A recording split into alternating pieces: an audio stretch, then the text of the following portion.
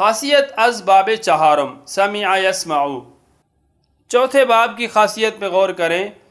دیکھیں اس کے الفاظ، ساقیمہ وہ بیمار ہوا، فارحہ وہ خوش ہوا، قادرہ وہ مٹیالے رنگ والا ہوا، حامدہ اس نے تعریف کی، حزینہ وہ غمگین ہوا، رنجیدہ ہوا، سمع اس نے سنا، شاربہ اس نے پیا، لابسہ اس نے پہنا۔ ان الفاظ میں غور کرنے سے معلوم ہوتا ہے ان کے اصل معانی میں تو فرق ہے، مگر ان میں ایک بات مشترک ہے، وہ یہ کہ ان الفاظ میں جسمانی اوصاف، بیماری، رنج، خوشی، غمی وغیرہ یا جسمانی افعال کا بیان ہو رہا ہے۔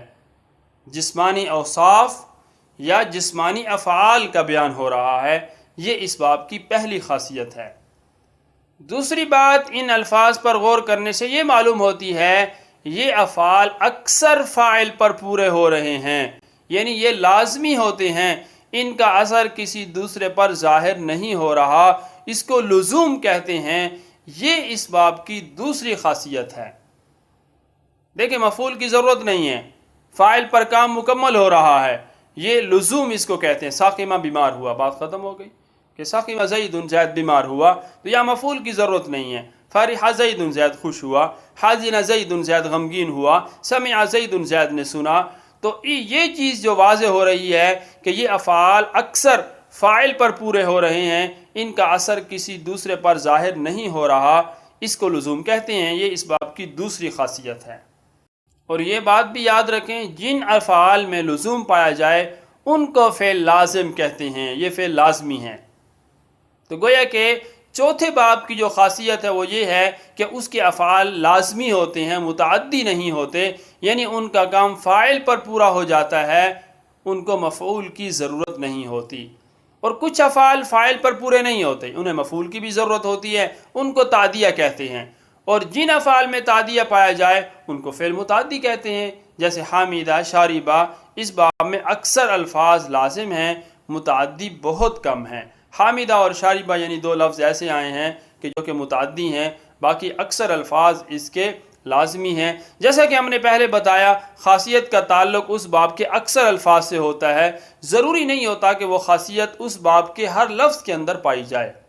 خاصیت باب پنجم حاسبہ یحسب، دیکھیے الفاظ کو، حاسبہ اس نے گمان کیا، ناعمہ وہ خوش ہوا، وارعہ وہ پرہیزگار ہوا، یائسہ وہ نا امید ہوا، واطیہ اس نے پاؤں سے روندا، وارثہ وہ وارث ہوا، والیہ وہ نزدیک ہوا، واثقہ اس نے بھروسہ کیا۔ ان الفاظ میں غور کرنے سے معلوم ہوتا ہے یہ الفاظ صحیح، مثال اور لفیف کے ہیں۔ حاسبہ صحیح ہے، ناعمہ بھی صحیح ہے، اور وارعہ مثال ہے، یائسہ بھی مثال ہے، واقعہ مثال، وارثہ مثال، والیہ، واثقہ یہ مثال کے الفاظ ہیں اور لفیف کے ہیں۔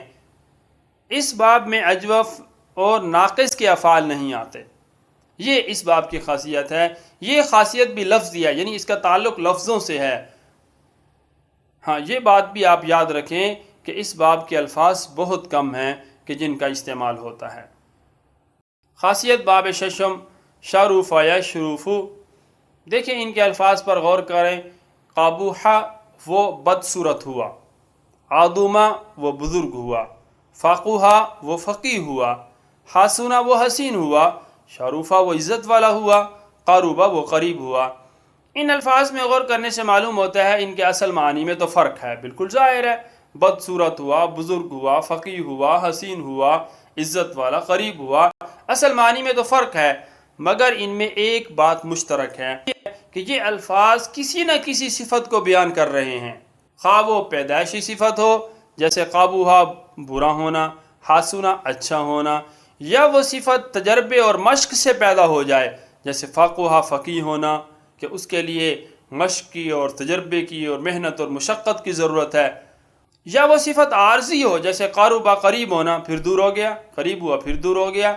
یہ اس باب کی پہلی خاصیت ہے کہ یعنی اس کے الفاظ کسی نہ کسی صفت کو بیان کر رہے ہوں گے، یہ اس باب کی خاصیت ہے، چاہے وہ صفت پیدائشی ہو یا وہ صفت تجربے اور مشق سے پیدا ہوئی ہو یا وہ صفت عارضی ہو۔ تو یہ بہرحال پہلی خاصیت۔ دوسری بات، ان الفاظ پر غور کرنے سے یہ معلوم ہوتی ہے یہ افعال فاعل پر پورے ہو رہے ہیں. جیسا کہ آپ نے چوتھے باب کے اندر منع یمنع میں آپ نے یہ پڑھا تھا کہ اس کے بھی اکثر الفاظ لازمی ہیں، یعنی فعل لازم ہے. اسی طرح باب شرفا یہ بھی فعل لازمی ہے. یہ افعال فاعل پر پورے ہو رہے ہیں، مفعول کی ضرورت نہیں ہے. جیسے شرف زید، زید عزت والا ہوا، اس کو لزوم کہتے ہیں، یعنی یہ باب ہمیشہ لازمی ہوتا ہے. یہ اس باب کی دوسری خاصیت ہے. 6 ابواب کی خاصیات ایک نظر میں. دیکھیں، خاصیات کا مفہوم آپ سمجھ چکے کہ خاصیت کسے کہتے ہیں، وہ کیسے کیسی خاصیات ہوتی ہیں، کیسے الفاظ کا تبدیل ہونا معنی کے تبدیلی پر ایک اثر انداز ہوتا ہے، یہ تو آپ سمجھ چکے. اب ہم ان تمام ابواب کی خاصیات کو ایک نظر میں یاد کرتے ہیں. باب ضرب یضرب کی 2 خاصیتیں تھیں، حبوط اور مغالبہ، اور آپ حبوط کو بھی سمجھ چکے ہیں، مغالبے کو بھی سمجھ چکے ہیں. فتح یفتح اس باب کی پہلی خاصیت لفظی تھی، یعنی عین یا لام کلمہ کی جگہ حروف حلقی ہوتا ہے. دوسری بات یاد رکھیں کہ نصر ینصر جو یہ باب ہے، اس کی خاصیت ایک مغالبہ تھی. سمع یسمع اس کی بھی جو ہے خاصیات دیکھیں. ایک خاصیت اس میں لزوم، یعنی اکثر جو ہے اس کے الفاظ جو ہیں وہ افعال فعل لازمی ہوں گے، تعدیہ بہت کم ہوتا ہے. دوسری بات یہ کہ جسمانی اوصاف اور افعال والے الفاظ استعمال ہوتے ہیں.